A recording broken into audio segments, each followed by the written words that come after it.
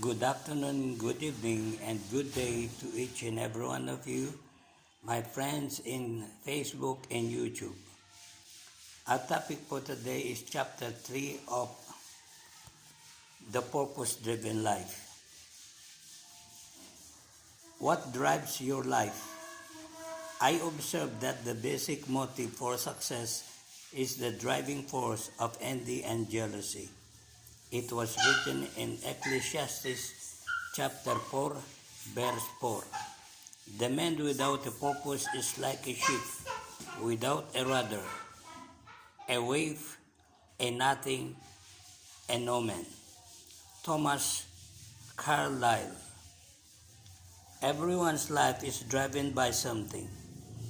Most dictionaries define the word drive as to guide, to control, or to direct.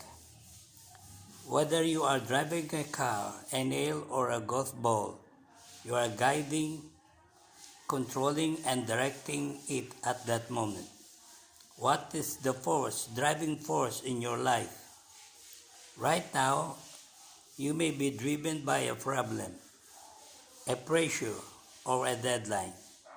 You may be driven by a painful memory, a haunting fear, or an unconscious belief.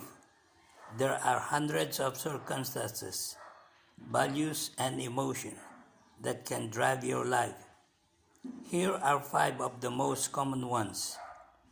Many people are driven by guilt. They spend their entire lives running from regrets and hiding their shame. Guilt-driven people are manipulated by memories. They allow their past to control their future. They often unconsciously punish themselves by sabotaging their own success. When Cain sinned, his guilt disconnected him from God's presence. And God said, "You will be a restless wanderer on the earth." That describes most people today wandering through life without a purpose. We are products of our past, but we don't have to be prisoners of it. God's purpose is not limited by your past. He turned a murderer named Moses into a leader, and a coward named Gideon into a courageous hero. And He can do amazing things with the rest of your life too. God specializes in giving people a fresh start. The Bible says, "What happiness for those whose guilt has been forgiven. What relief for those who have confessed their sins, and God has cleared their record." Many people are driven by resentment and anger. They hold on to hurts and never get over them. Instead of releasing their pain through forgiveness, they rehearse it over and over in their minds. Some resentment-driven people claim up and internalize their anger, while others blew up and explode onto others. Both responses are unhealthy and unhelpful. Resentment always hurts you more than it does the person you resent, while your offender has probably forgotten the offense and gone on with life. You continue to stew in your pain, perpetuating the past. Listen, those who have hurt you in the past cannot continue to hurt you now unless you hold on to the pain through resentment. Your past is past. Nothing will change it.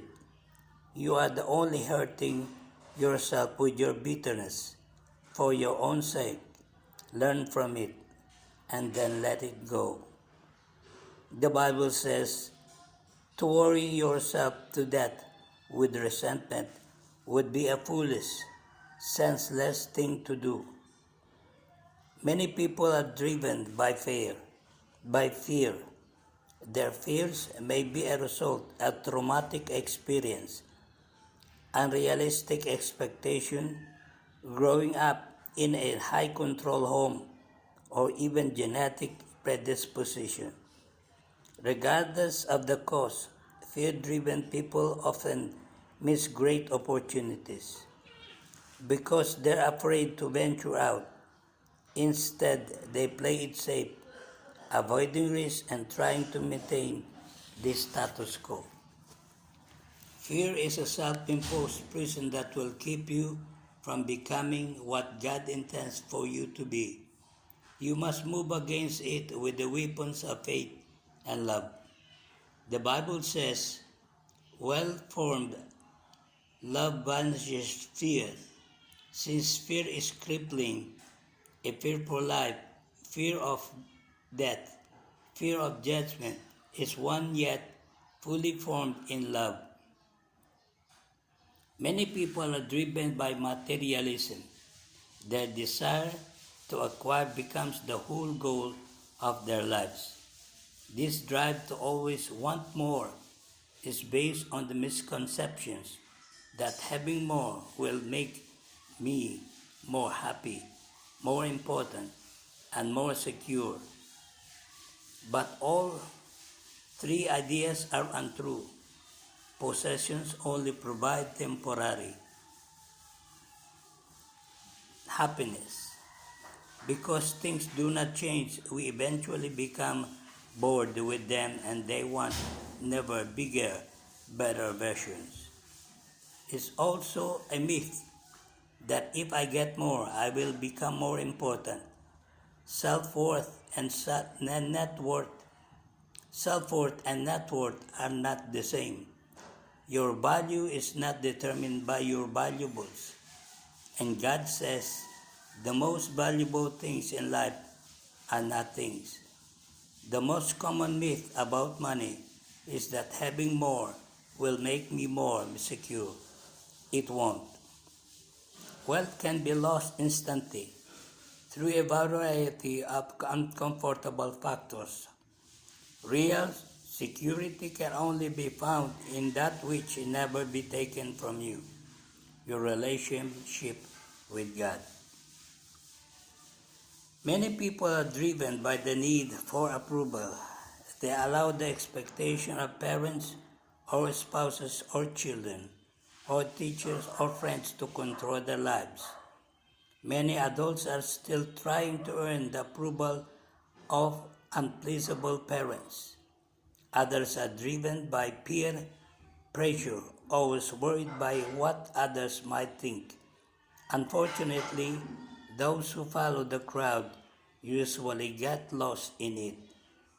I don't know all the keys to success, but one key to failure is to try to please everyone. Being controlled by the opinions of others is guaranteed way to miss God's purpose for their life.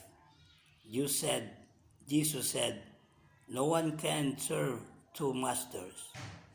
There are other forces that can drive your life, but all lead to the same dead end. Unused potential, unnecessary stress, and unfulfilled life. This 40-day journey will show you how to live a purpose-driven life, a life guided, controlled, and directed by God's purposes. Nothing matters more than knowing knowing God's purpose for your life, and nothing can compensate for not knowing them. No, not success, wealth, fame, or pleasure. Without a purpose, life is motion without meaning, activity without direction, and events without reason. Without a purpose, life is trivial, pet, pet, petty, and pointless.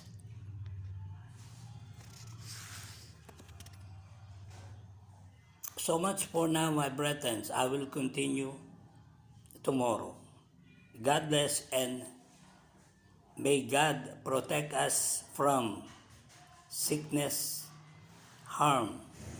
God bless. Pablo Candelaria Jr.